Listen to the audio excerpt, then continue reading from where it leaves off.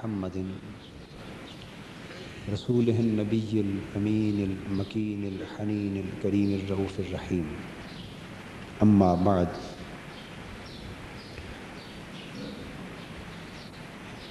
بسم اللہ الرحمن الرحیم. معزز حاضرین،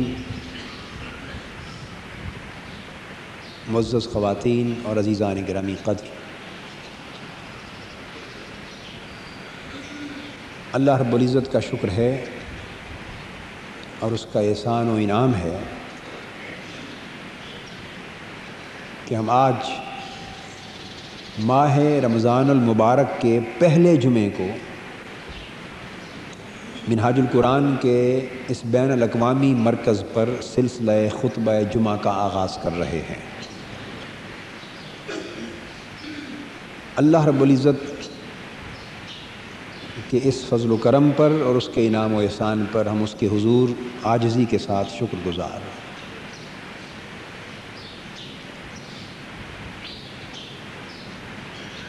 اور یہ کیا خوشگوار آغاز ہے کہ اس ماہ سے اگلے مہینے میں تحریک منہاج القرآن کے فیصلہ کن انقلابی مرحلے کے دور کا بھی آغاز ہو رہا ہے. حضور نبی اکرم صلی اللہ تعالی علیہ وآلہ وسلم کی بارگاہ اقدس میں یہ حاضری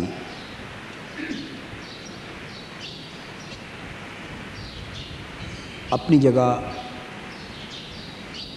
ہمارے سفر کا بنیادی مقصد تھا، مگر اس حاضری کے اندر جو مدعا پیش نظر تھا وہ یہ تھا کہ تحریک اپنے نئے انقلابی دور میں داخل ہونے والی ہے اور اپنے انقلابی سفر کے آغاز سے پہلے حضور نبی اکرم صلی اللہ تعالی علیہ وآلہ وسلم کی بارگاہ اقدس میں حاضری دے کر اس کی پھر سے اجازت طلب کر لی جائے اور حضور علیہ الصلوۃ والسلام کی بارگاہ میں آپ کی توجہات، فیوضات اور عنایات کی التجا کر دی جائے تاکہ اس اگلے فیصلہ کن مرحلے کے ایک ایک قدم پر آقا کے نالین پاک کا سایہ تحریک پر قائم رہے. اس لیے کہ ہماری ابتدا بھی وہی بارگاہ ہے اور انتہا بھی وہی بارگاہ ہے. نگاہ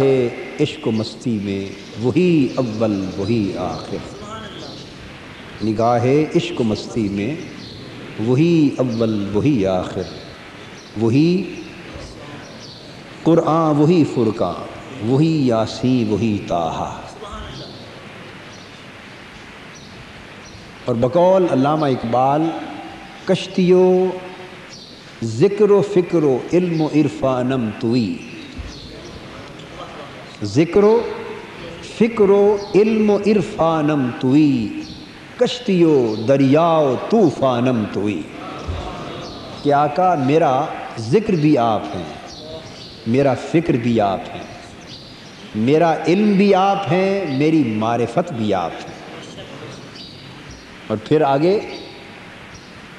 اعتقاد کا حق ادا کر دیا کہہ کر کہ کشتی و دریا و طوفانم توئی.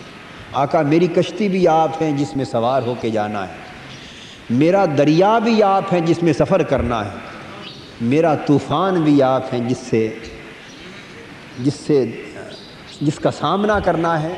اور حقیقت یہ ہے کہ اشارہ اس امر کی طرف ہے آقا طوفان بھی آپ ہیں، سفر بھی آپ ہیں، کشتی بھی آپ ہیں، دریا بھی آپ ہیں، ملا بھی آپ ہیں، ساحل بھی آپ ہیں، ساحل بھی آپ. تو ہم تو اپنے ساحل پر گئے تھے، ساحل مراد پر مراد لینے کے لیے گئے تاکہ آقا کی بارگاہ میں جا کر حضور کی خصوصی نوازشوں کی پھر سے درخواست کی جائے. اس لیے کہ اگلے مرحلے ایسے ہیں، اگلے آنے والے مرحلے ایسے ہیں کہ وہ بہت سے لوگ جو آج تک دوستی کا لبادہ اوڑھ کے ساتھ چلتے رہے، ممکن ہے وہ بھی نقاب اتار دیں اور وہ دشمنی پر اتر آئیں اور وہ مخالفت پر اتر آئیں. اور وہ لوگ جو ممکن ہے ایسے لوگ جو آج تک پھول برساتے رہے ممکن ہے پتھر برسانے پر اتر آئے، مگر ہم نے تو چونکہ اپنی زندگی بیچ ڈالی ہے، اپنی زندگی کا اور جینے مرنے کا چونکہ سودا کر لیا ہے، اور جو سودا کر لیتے ہیں ان کا تو اپنا کچھ رہتا ہی نہیں۔ کوئی پھول برسائے تب بھی مسکراتے ہیں، پتھر برسائے تب بھی مسکراتے ہیں۔ تو چونکہ سودا کر لیا ہے اب تو سب کچھ انہی کا ہے، اس لیے ہم تو گھبرانے والے نہیں ہیں، مگر یہ کہ ہمارے پاس اپنی تو کوئی ہمت نہیں، اپنی کوئی طاقت نہیں، اپنی کوئی توفیق و استطاعت نہیں، ہم کمزور لوگ ہیں، ناتواں لوگ ہیں، ناکارہ لوگ ہیں، نااہل لوگ ہیں، نالائق لوگ ہیں، کسی قابل نہیں، ایک قدم بھی چلنے کے قابل نہیں، بدحال ہیں، بد اعمال ہیں، ظاہر بھی ناقص ہے، باطن بھی ناقص، قال بھی ناقص ہے، حال بھی ناقص۔ اس لیے ہمیں تو اپنی کسی صلاحیت پر کوئی بھروسہ نہیں، بھروسہ کیا ہو، صلاحیت ہے ہی نہیں سرے سے، بس یہ تو ان کا کرم ہے کہ بات اب تک بنی ہوئی۔ کیسے ہے مصرع؟ یہ سب تمہارا کرم ہے آقا کہ بات اب تک بنی ہوئی ہے۔ یہ تو ہے نا مصرع جو شاعر کا کہا ہوا ہے، میں اسے ترمیم کے ساتھ پڑھا کرتا ہوں، میں کہتا ہوں یہ سب تمہارا کرم ہے آقا کہ بات یوں ہی بنی ہوئی ہے، کہ بات یوں ہی بنی ہوئی ہے، کہ ہمارے پلے تو کچھ بھی نہیں پھر بھی انہوں نے بات بنا رکھی ہے۔ اور کیوں نہ بنے کہ بات والے جو وہ ہیں، تو اس لیے ہم آقا کی بارگاہ میں یہ درخواست لے کر حاضر ہوئے۔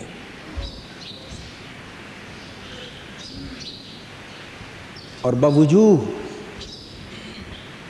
فیصلہ یہ کیا کہ حضور علیہ الصلوۃ والسلام کی بارگاہ اقدس کی حاضری حضور سیدنا غوث العظم شیخ عبد القادر جیلانی رضی اللہ تعالیٰ عنہ کے قدمین شریفین کے بوسے کے بعد کی جائے، تاکہ یہ حاضری اس بارگاہ کی حاضری کا وسیلہ بن جائے۔ اس فیصلے کے بھی کچھ اسباب تھے جن کا بیان کرنا آپ کے لیے ضروری نہیں سمجھتا۔ ہم اس امر الہی کی تعمیل میں کم و بیش 50-51 افراد کا قافلہ 31 مئی کو 31 مارچ کو روانہ ہو کر سرزمین بغداد میں پہنچا۔ میں نے اہل قافلہ سے کہہ دیا تھا کہ بس جہاں بھی جاؤ یہی التجا کرتے جاؤ کہ آقا ہم جس اگلے انقلابی سفر کا آغاز کرنے والے ہیں بس وہ سفر قبول کر لیا جائے، اور اس کے لیے اپنی شفقتوں اور اپنی کرم نوازیوں کا وعدہ لینے آئے ہیں، درخواست کرنے آئے ہیں، التجا کرنے آئے ہیں، سوالی ہیں، منگتے ہیں، خیرات مانگنے آئے ہیں۔ حضور سیدنا غوث العظم رضی اللہ تعالیٰ عنہ کی بارگاہ اقدس میں پہنچے۔ سفر کے جو ظاہری پہلو ہیں، ظاہری گوشے ہیں، میں انہی کو بیان کر سکوں گا، اس لیے کہ ہر سفر کے کچھ ظاہری پہلو ہوتے ہیں، کچھ باطنی پہلو ہوتے ہیں، مگر ہم تو نابینا لوگ ہیں، نہ اہل باطن ہیں، نہ باطنی پہلو کو دیکھنے والے ہیں، بس ظاہر میں سفر میں جو کچھ پیش آیا بس وہ بیان کر سکتا ہوں، باطن کا حال اللہ بہتر جانتا ہے کہ باطنی کرم نوازیوں کا عالم کیا تھا، یہ اللہ بہتر جانتا ہے۔ سیدنا غوث العظم رضی اللہ تعالیٰ عنہ کی بارگاہ اقدس میں تحریک منہاج القرآن کے منگتوں کا یہ قافلہ پہنچا، حاضر ہوئے، لنگر سے بطور تبرک کھانا کھایا، اور معمول کے لنگر کا وقت جب ختم ہو گیا تو دربار غوثیت معاب کا جو خادم خاص ہے عبد السلام، جو سیدنا غوث العظم کے لنگر خانہ کا انچارج ہے، درویش آدمی ہے، مصری ہے، مصر کا رہنے والا عربی، اس نے کہا کہ ہمارا معمول کا لنگر دربار شریف کا دن میں 2 وقت ہوتا ہے، صبح کا لنگر 9:30 بجے ہوتا ہے، 9:30 10 بجے، اور شام کا لنگر عصر کی نماز کے بعد ہوتا ہے۔ یہ رات کا لنگر ہوتا ہے جو عصر کے بعد کھلایا جاتا ہے، عشاء کے بعد یا مغرب کے بعد نہیں ہوتا۔ صبح 9:30 10 بجے اور عصر کے بعد، یہ 2 وقت ہیں۔ اس لنگر کا حصہ ہم نے لے لیا۔ پہلا دن تھا، اس نے کہا کہ آج رات عشاء کی نماز کے بعد آپ کے پورے قافلے کی سیدنا غوث العظم رضی اللہ تعالیٰ عنہ کی طرف سے دعوت ہے، تو آج آپ کا دربار غوث پاک کی طرف سے عشائیہ ہوگا۔ نماز عشاء پڑھ کے رات 9 بجے آپ کے لیے الگ کھانا تیار ہو، جو صرف اس قافلے کے لیے، یہ معمول سے ہٹ کر تھا۔ ہم سمجھ گئے کہ سفر کی قبولیت کی علامتیں نظر آ رہی ہیں، دل کو ڈھارس بندھنے لگی، ورنہ بڑی بارگاہ میں جاتے ہوئے انسان ڈرتا ہے، لرزتا ہے، اس لیے کہ ہمارا حال تو حیوانوں بلکہ کتوں سے بھی ابتر ہے۔ معلوم نہیں کس بارگاہ میں جائیں اور دھدکار دیے جائیں، کیونکہ ہمارا اپنا تو کوئی استحقاق نہیں ہے نا، اس لیے انسان ڈرتا ہے۔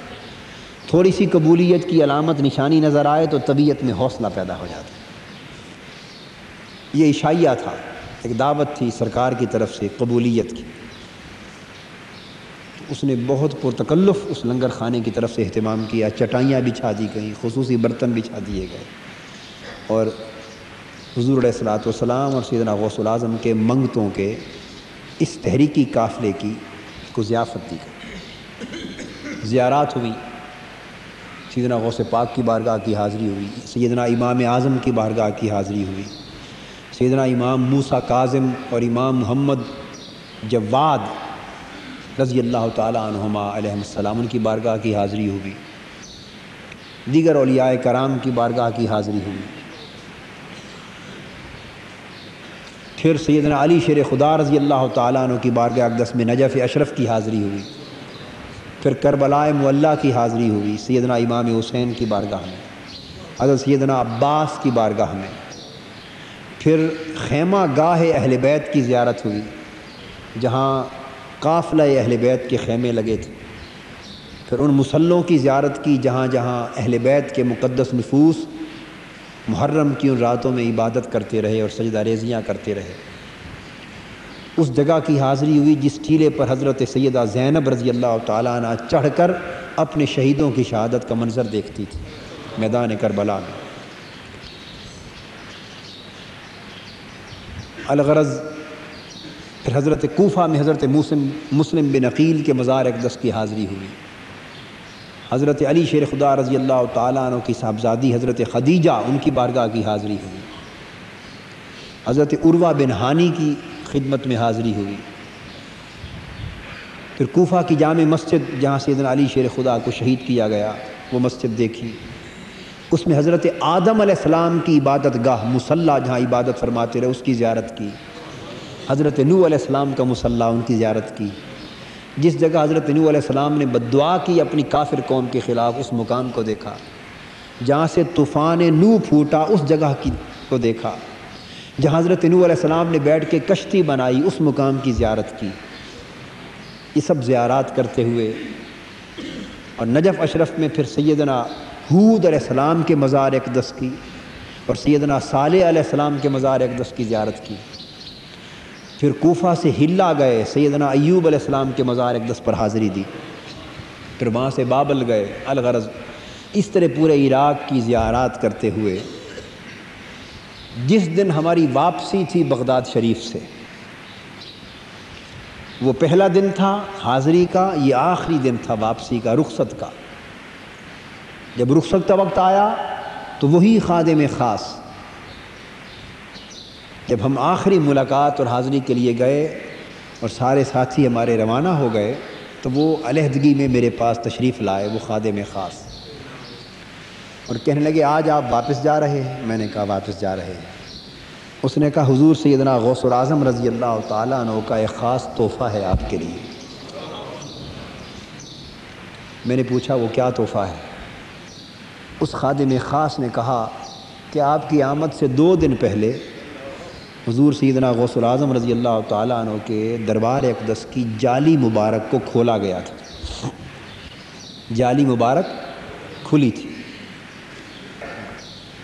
اور نیا غلاف آپ کے مزار اقدس پہ چڑھایا گیا۔ زری مبارک پر نئی چادر چڑھائی گئی اور جو پہلا غلاف تھا پوری چادر وہ اتاری گئی، وہ بند اور محفوظ رکھ لی گئی وہ چادر آپ کی قبر انور کی۔ ہمیں تو معلوم نہیں تھا کہ یہ کس کا نصیب ہے اور کس کے لیے ہے، مگر آج واپسی کے وقت حضور سیدنا غوث العظم رضی اللہ تعالیٰ عنہ کا وہ تحفہ آپ کو دیا جا رہا ہے۔ تو حضور سیدنا غوث العظم رضی اللہ تعالیٰ عنہ نے اپنی چادر مبارک مزار اقدس کا غلاف پورا کا پورا تحریک منہاج القرآن کے منگتوں کے اس قافلے کو عطا فرمایا۔ مجھے معلوم ہے کہ لوگ اس غلاف مبارک کے اور چادر مبارک کے چھوٹے چھوٹے ٹکڑے ہزار لاکھ جتن کر کے لے آتے ہیں، اور اطراف و اکناف عالم سے زائرین آتے ہیں، بعض خوش نصیبوں کو چھوٹے چھوٹے ٹکڑے ملتے ہیں۔ 1948 میں میرے والد گرامی رحمۃ اللہ تعالیٰ علیہ نے جب بغداد شریف حاضری دی تو وہ وہاں کے بزرگوں سے آپ کے غلاف مبارک کا ایک چھوٹا سا ٹکڑا لے آئے تھے، اور ہم بچپن میں اس کی زیارت کیا کرتے تھے۔ ایک خیال تھا ذہن میں کہ یہ ٹکڑا سیدنا غوث پاک کے مزار اقدس کے غلاف مبارک کا ہے۔ وہ چونکہ جالی کے ساتھ بند رہتا ہے، کھلتا نہیں ہے، اس لیے اس غلاف کو ہاتھ بھی زائرین نہیں لگا سکتے۔ یہاں تو مزارات پہ ہاتھ لگ جاتا ہے نا، وہاں چونکہ جالیاں بند ہوتی ہیں سو ہاتھ بھی نہیں لگ سکتا، اندر بھی نہیں جایا جا سکتا، تو ٹکڑے ملتے تھے۔ مگر سیدنا غوث العظم رضی اللہ تعالیٰ عنہ نے اس تحریک پر، چونکہ یہ انہی کے غلاموں کی تحریک ہے اور انہی کی اپنی تحریک، اس پر یہ کرم کیا کہ ان منگتوں کے قافلے کو اپنی چادر مزار اقدس کا پورا غلاف عطا کر دیا۔ وہ سبز چادر ملی اور میں سمجھ گیا، میرے دل نے تصدیق کر دی کہ یہ فتح و نصرت کا جھنڈا مل گیا ہے، یہ تحریک کا۔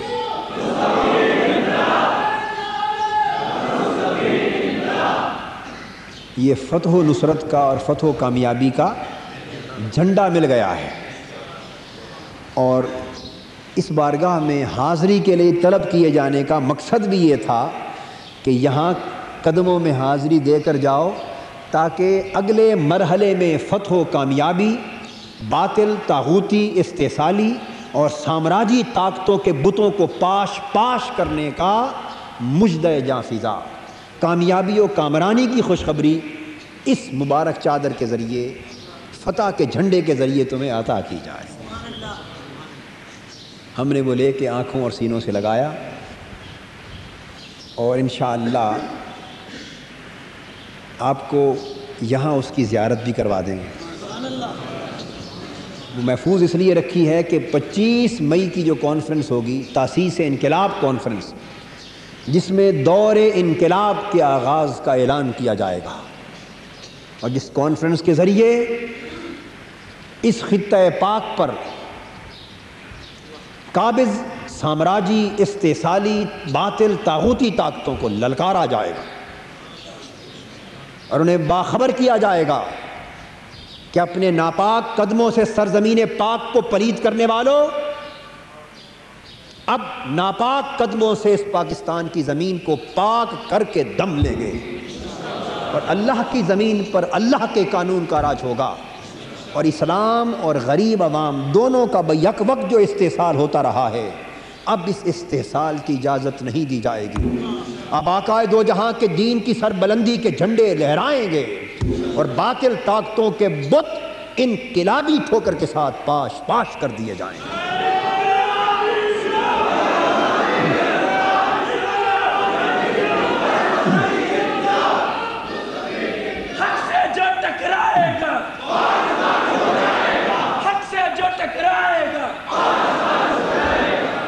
اس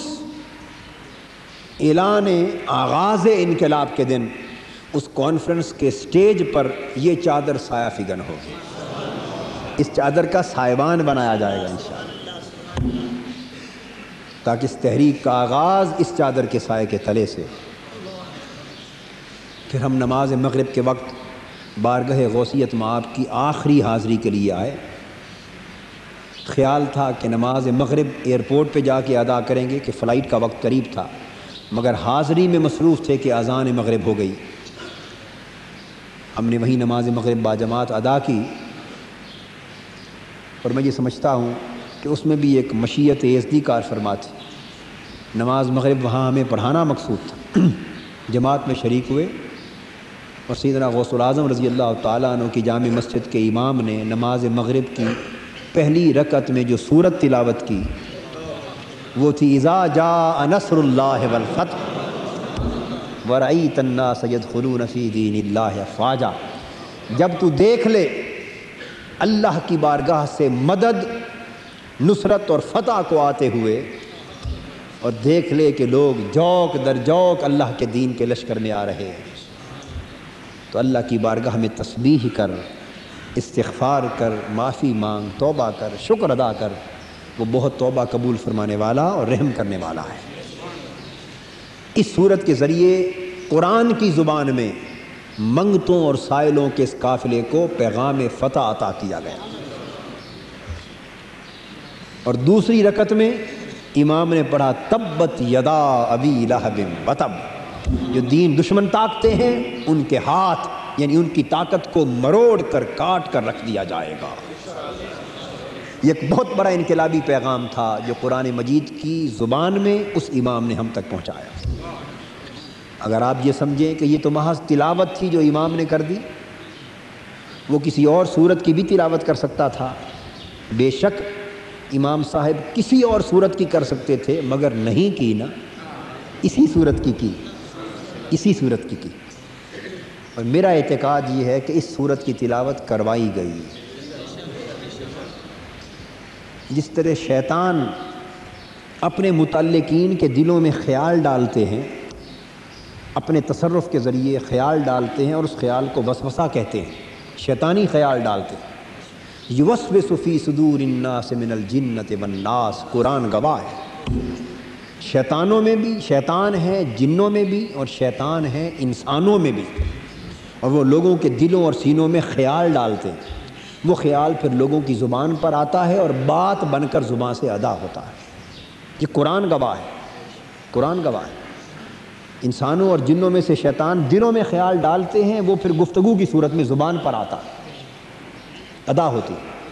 تو دوستو، جس طرح شیطانی طاقتیں اپنے شیطانی تصرف کے ذریعے دلوں میں خیال ڈال کر زبان پر لاتی، اسی طرح روحانی طاقتیں اولیاء اللہ کی اپنے روحانی تصرف کے ذریعے اپنے متعلقین کے دلوں میں خیال ڈالتی ہیں، اور وہ خیال کلام بن کے زبان پر آتا ہے۔ تو اس بارگاہ کے امام کے دل میں سیدنا غوث العظم رضی اللہ تعالیٰ عنہ نے اپنے روحانی تصرف سے یہ خیال ڈالا کہ تو آج اس مغرب کی نماز میں ان صورتوں کی تلاوت کر کہ میری بارگاہ میں میرے سائل، میرے منگتے، میرے فقیر، میرے غلام، میری نسبت والے اور میری بارگاہ سے آ کر خیرات طلب کرنے والے آئے تھے، جا رہے ہیں، میں نے ان کو چادر بھی دی ہے اور اپنے کانوں سے فتح کا، نصرت الہی کا پیغام بھی سن کر جا۔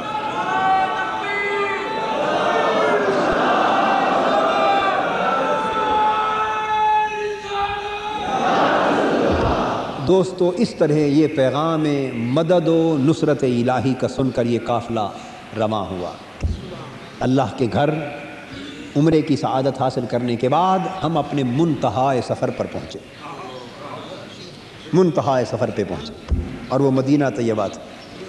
بیت اللہ کی حاضری ہوئی، قافلے والوں نے رو رو کے التجائیں کی، محلہ بنی ہاشم کی حاضری ہوئی، اور حضور کے پیدائش کے محلے میں اس رات 3 جگہ محفل میلاد منعقد کی، اور محلے کی پوری گلیوں میں 50-40 افراد کا قافلہ بآواز بلند میں نے پڑھا کہ حضور کی نعت خوانی کرو۔ وہ محلہ بنی ہاشم کی گلیاں تھیں، کوچے تھے، بازار تھے، 40 افراد کا قافلہ تھا، بآواز بلند نعت خوانی ہوتی گئی۔ گھروں سے نکل نکل کے اہل مکہ دیکھتے، دکانیں چھوڑ چھوڑ کے دیکھتے کہ یہ کون دیوانے آ گئے۔ ہمارے کچھ لوگ گھبرائے، کئیوں نے مجھے اشارہ کیا بھئی یہ کیا کر رہے ہیں؟ میں نے کہا نہیں، آقا کی بارگاہ میں ہے، بس تم کرتے جاؤ، دھوم مچاتے جاؤ۔ تو ظہوری صاحب تو نہیں تھے، مگر ظہوری صاحب جیسے نعت خوانوں کے خادم تو موجود تھے، ہم حضور کے نعت خوانوں کے نوکر تو موجود تھے نا۔ ہم نے کہا چلو بے سرے صحیح، مگر من کی تار کے سر جگا دو۔ پھر مقام شق القمر پر گئے، پہاڑ پر جہاں حضور نے چاند ٹکڑے کیا، پھر وہاں بیٹھ کے محفل میلاد کی، محفل ذکر کی، اور جب سحری کا وقت ہوا روزہ رکھنے کا تو پھر نیچے اترے، تو ساری رات آقا کی یاد میں قافلے نے بسر کر دی۔ مدینہ طیبہ پہنچے، حاضری کا وقت تھا، ہم سحری کے وقت سامان ہوٹل میں رکھ کر فارغ ہوئے، سحری کی نماز فجر کا وقت آ گیا۔ دوستوں نے پوچھا کہ بارگاہ رسالت مآب صلی اللہ علیہ وسلم میں پہلی حاضری قافلے کی کس وقت ہوگی؟ میں نے سب کو اطلاع کر دی کہ کم و بیش 11 بجے حاضری کے لیے جائیں گے، 11 بجے حاضری کے لیے جائیں گے۔ یہ حاضری ایک خاص مدعا کے ساتھ تھی۔ مجھے عین اس وقت یاد آیا کہ 1963 میں جب میں اپنے والد گرامی رحمۃ اللہ تعالی علیہ کے ساتھ بارگاہ رسالت مآب میں نے حاضری دی تھی، اور جب انہوں نے مجھے پکڑ کے حضور کی بارگاہ میں پیش کر دیا تھا 1963 میں چھوٹا سا بچہ تھا، تو اس پہلی حاضری کا وقت بھی دن کے 11 ساڑھے 10 کے لگ بھگ تھا۔ مجھے اچانک بات یاد آ گئی کہ آج کی حاضری بھی اسی قبیل میں سے ہے، 11 بجے حاضر ہوں گے، ممکن ہے اس وقت تنہائی مل جائے، پہلی حاضری ہے، اس شان سے ہو کہ بس آقا کے کتوں کا، حضور کی بارگاہ کے سگوں کا یہ قافلہ ہو، اور سامنے حضور کی جالیاں ہوں اور درمیان میں کوئی اور شخص حائل نہ ہو۔ آرزو تھی کہ اس شان سے حاضری ہو۔ آقا نے قبول فرما لیا۔ 11 بجے کے قریب جب 50 افراد پر مشتمل یا 55 افراد پر مشتمل قافلہ رمضان المبارک کے دن ہوں اور مسجد نبوی ہو، تو کب فرصت اور تنہائی کے لمحے ملتے ہیں۔ جب 55 افراد پر مشتمل قافلہ باب جبریل سے اندر داخل ہوا تو اللہ کی عزت کی قسم ایسے لگتا تھا کہ آقا نے قدمین شریفین کا سارا برآمدہ اس منگتوں کے قافلے کے لیے خالی کروا دیا ہے، اور فرمایا ہے کہ آؤ میرے سگو میرے قدموں میں کھڑے ہو جاؤ، اب یا تمہارا قافلہ ہے یا میرے قدم ہے، درمیان میں اور کوئی شخص باقی نہیں رہا۔ بس حضور کی جالیاں سامنے تھیں اور راستے میں کوئی اور شخص نہ تھا، پورا برآمدہ خالی تھا۔ اس حال میں حاضری ہوئی اور آقا کی بارگاہ میں التجا پیش کی گئی۔ پھر چہرہ اقدس کی طرف سے حاضری ہوئی مواج شریف میں، وہ بھی اسی شان سے ہوئی۔ آقا نے اپنے سگوں پر، اپنے کتوں پر بار بار کرم کیا، بار بار لقمے دیے، بار بار ٹکڑے پھینکے، اور میری زبان پہ تو ہر وقت یہی شعر تھا، سگت را کاش طاہر نام بودے کہ آمد بر زبانت گاہے گاہے۔ آقا کاش کبھی آپ کے کتے کا نام طاہر ہوتا کہ اس کتے کو بلانے کے لیے اسی بہانے کبھی کبھی آپ کی زبان اقدس پہ یہ نام آ جاتا۔ ہر شخص کا اپنا ایک حال ہوگا اور اپنے حال میں مست اپنے من کی مرضی کے مطابق التجائیں کر رہا ہوگا، مگر اس حاضری کے بعد ہم نے یہ فیصلہ کیا، حضور کی بارگاہ میں التجا پیش کر دی، آقا 25 مئی کو جس نئی جماعت کے قیام کا اعلان کرنے والے ہیں اور جس نئے انقلابی سفر کے آغاز کا اعلان کرنے والے ہیں، آقا اس جماعت کا نام بھی آپ کی بارگاہ میں آپ کے قدموں میں بیٹھ کر رکھیں گے، اس جماعت کے قیام کی منظوری بھی عطا فرمائیں، اس کے نام کی منظوری بھی عطا فرمائیں، اس تحریک کے آغاز کی منظوری بھی عطا فرمائیں، اور تا دم آخر باطل طاغوتی استحصالی سامراجی طاقتوں سے ٹکر لینے کا جو عزم کیا ہے، جو فیصلہ کیا ہے، اس کی منظوری بھی عطا فرمائیں۔ آقا آپ کی منظوری کے بغیر یہ کتے کسی قابل نہیں ہیں کہ چل سکیں۔ بس یہ ایک التجا تھی جو صبح و شام لمحہ بلمحہ کرتے جا رہے تھے۔ میں نے ساتھیوں سے کہا کہ رات ہے، آقا کی بارگاہ میں بیٹھ جاؤ، اور پاکستان جا کر اب نئی جماعت کا نام نہیں رکھا جائے گا، بلا ہے یا نہیں جیسا بھی ہے، نئی قائم ہونے والی جماعت کا نام آقا کے گنبد خضرا کے سائے کے نیچے رکھ کر جائیں گے، تاکہ یہ نام بھی اسی شہر مدینہ کا رکھا ہوا گنبد خضرا کے سائے میں رکھا جائے۔ رات 1:30 بجے تک تراویح کی نماز کے بعد حضور کے قدموں میں، مواج شریف میں، ریاض الجنہ میں، اصحاب صفہ کے چبوترے پر، مسجد نبوی کے صحن میں، اور بالآخر مسجد غمامہ کے سامنے گنبد خضرا کے سائے تلے مسلسل نشستیں کی، اور وہ نام انقلابی مرحلے کے لیے قائم کی جانے والی جماعت کا وہ نام جس کا اعلان انشاءاللہ 25 مئی کی رات مینار پاکستان سے ہوگا، وہ نام حضور کی بارگاہ میں بیٹھ کر رکھا گیا، آقا کی بارگاہ میں بیٹھ کر رکھا گیا۔ اور پھر میں نے چاہا کہ اب حضور علیہ السلام کی بارگاہ میں اس نام کو منظوری کے لیے پیش کرنے سے پہلے حضور کے لخت جگر حضرت سیدنا طاہر علاء الدین القادری الگیلانی البغدادی، جو ہمارا واسطہ ہے فیوزات نبوی اور فیوزات غوثیت کا، ان کی خدمت میں پیش کر کے منظوری لیں تاکہ ان کی بابرکت وساطت سے آقا کی بارگاہ میں پیش کیا جائے۔ تو میں نے صبح سحری کے وقت حضرت کو کراچی ٹیلی فون کیا اور عرض کی حضرت ہم نے یہ نام حضور کی بارگاہ میں بیٹھ کے رکھا ہے، آپ اگر قبول کریں تو آقا کی بارگاہ میں آپ کی وساطت سے پیش کریں۔ بس انہوں نے سنتے ہی قبول کیا اور کہا مبارک ہو، بڑا عمدہ نام ہے، مجھے قبول ہے اور انشاءاللہ رسول اللہ صلی اللہ علیہ وسلم بھی قبول فرمائیں گے۔ بس یہ خوشخبری سن کے پھر حضور کی بارگاہ میں آ گئے اور آقا کے قدموں میں کھڑے ہو کے اس جماعت کا نام حضور کی بارگاہ میں پیش کر دیا اور ساتھ ہی التجا کر دی کہ آقا نام بھی آپ کی بارگاہ میں پیش، ہم بھی پیش،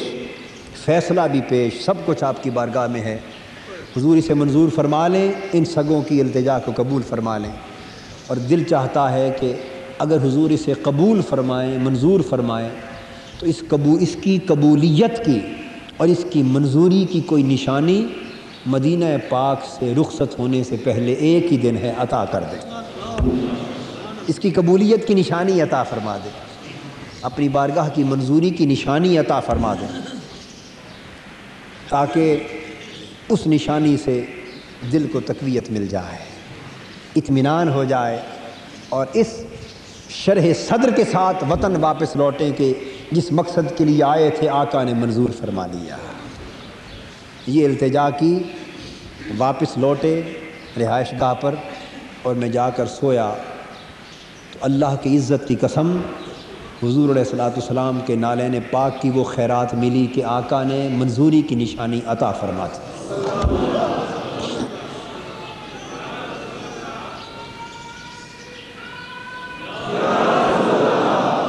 آپ کو معلوم ہے کہ غلط بیانی اور کذب تو ویسے بھی انسان اپنے آپ کو جہنم کا ایندھن بناتا ہے، اللہ اور اللہ کے رسول کو ناراض کرتا ہے، پھر خدا کے گھر میں بیٹھ کر یہ تو ستم بالائے ستم کفر کے قریب ہے، اور پھر حضور علیہ السلام کی بارگاہ کی طرف منسوب کوئی بات اور غلط، تو پھر تو انسان دنیا میں بھی مرتد اور بے ایمان ہوا اور آخرت میں بھی دوزخ کا ایندھن ہوا۔ انسان کا تو کچھ بھی نہیں بچتا، نہ دنیا میں نہ آخرت میں۔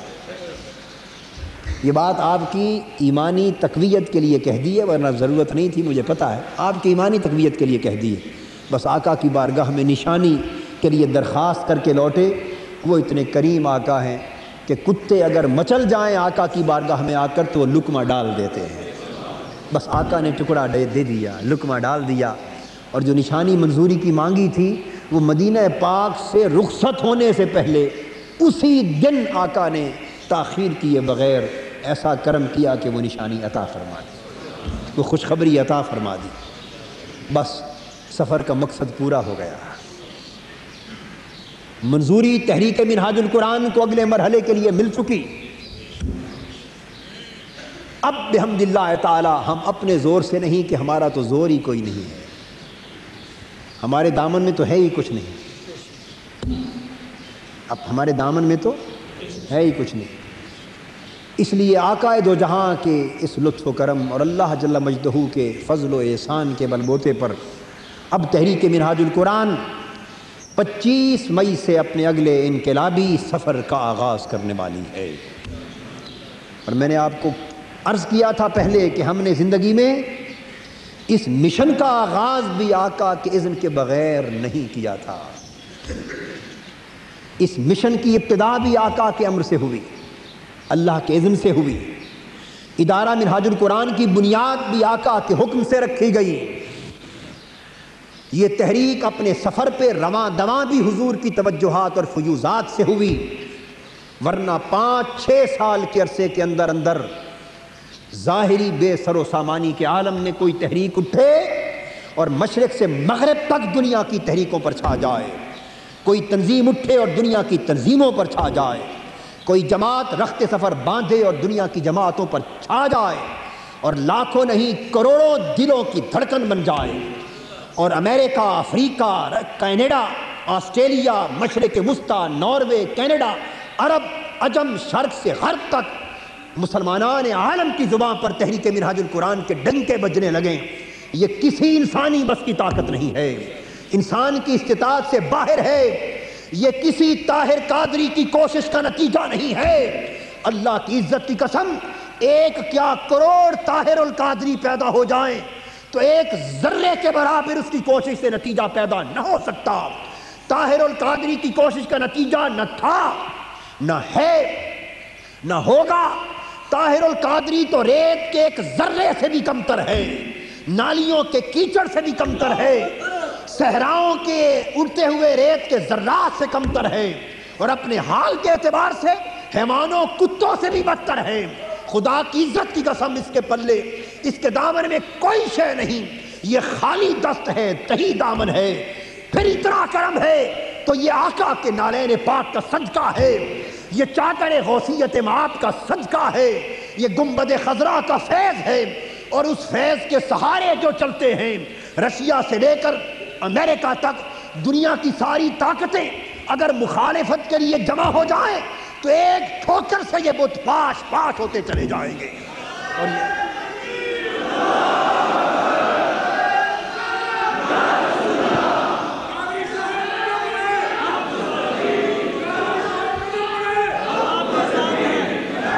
تحریک منہاج القرآن اور اس کا اگلا انقلابی مرحلہ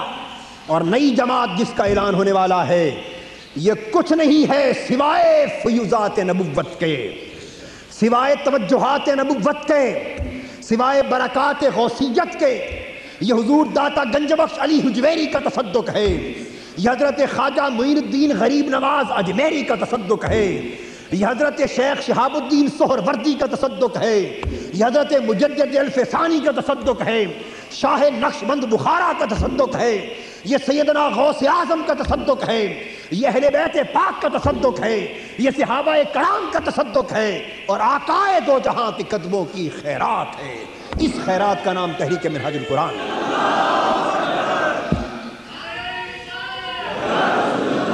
بس دوستو، آج اتنی بات پہ اکتفا کرنا چاہتا ہوں کہ 25 مئی کو مینار پاکستان کے سائے کے تلے اب تحریک نئے نام سے تحریک منہاج القرآن کا نام جاری رہے گا، اس کا غیر سیاسی کام جاری رہے گا، دعوت کی سطح پر، تنظیم کی سطح پر، تربیت کی سطح پر، غیر سیاسی میدان میں ادارہ منہاج القرآن کا کام انشاءاللہ قیامت تک جاری رہے گا، مگر نئے فورم کے ذریعے اب سیاسی انقلاب کے لیے، اللہ کی زمین پر اللہ کے دین کی سربلندی کا جھنڈا اونچا کرنے کے لیے اب تحریک انقلابی انداز سے میدان عمل میں اترنے والی ہے۔ آپ احباب آج ہی سے اس تحریک کے سپاہی بن جائیں اور گلی گلی کوچا کوچا 25 مئی کے پروگرام کی کامیابی کے لیے تگ و دو شروع کر دیں، اور اتنی محنت کریں کہ 10 لاکھ کے قریب افراد کا اجتماع ہو، اور کراچی سے خیبر تک غلامان مصطفیٰ کا اور عاشقوں کا اور سرفروشان اسلام کا ایک ایسا ٹھاٹھے مارتا ہوا سمندر نظر آئے، تاکہ اس پرہجوم کانفرنس میں تحریک غلبہ دین حق کے لیے انقلابی مرحلے کے آغاز کا اعلان کر دیں۔ ہینڈ بل چھپوائیں، پوسٹر چھپوائیں، بینر چھپوائیں، اپنے علاقوں میں پروگرام کو منظم کریں جلوسوں کی شکل میں۔ آپ نے 12 ربیع الاول کی کانفرنس کو بھی کامیاب کیا تھا، مگر یہ اس سے بہت بڑی آزمائش کا وقت ہے۔ بڑے بڑے طالع آزما جنہوں نے ملک کی سیاست پہ ناپاک قبضہ کر رکھا ہے، انہیں ان کی جھوٹی طاقت کا احساس دلانا ہے اور اللہ کے دین کی عظیم طاقت کا مظاہرہ کرنا ہے۔ اس لیے سربکف ہو کر اپنا تن من دھن سب کچھ اس مشن کی عزت کے لیے لٹا دیں، اور اتنی تیاری کریں، دن رات ایک کر دیں، اور اپنے جینے مرنے کا مقصد یہ بنا لیں کہ اس اجتماع میں اگر کامیابی نصیب ہو گئی تو انشاءاللہ بڑے بڑے سر، فرعونیت سے بھرے ہوئے بڑے بڑے سر انشاءاللہ اس لشکر کی طرف جھکنا شروع ہو جائیں۔ وما علینا